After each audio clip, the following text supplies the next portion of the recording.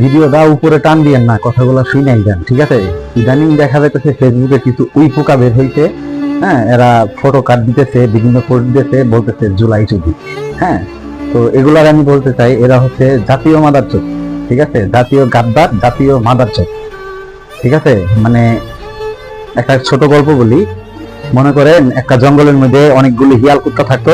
হিয়াল কুত্তার লগে আবার নেকড়েরা ছিল, তো নেকড়েরা হিয়াল কুত্তা করে থাপ্পাইতো, ঠিক আছে? গাড়াইতো, থাপ্পাইতো, এই থাপ্পর গাড়ানি খায়া, হ্যাঁ, বিভিন্ন গর্তে লুকায় থাকতো। এখন যখন ওই নেকড়ের দাবর খায়, যখন হিয়াল কুত্তারা যখন জঙ্গল পার হইতে গেল, তখন দেখলো সামনে একটা নদী। হ্যাঁ, নদী পার হইতে যাইতে গেলে তো নৌকা লাগে।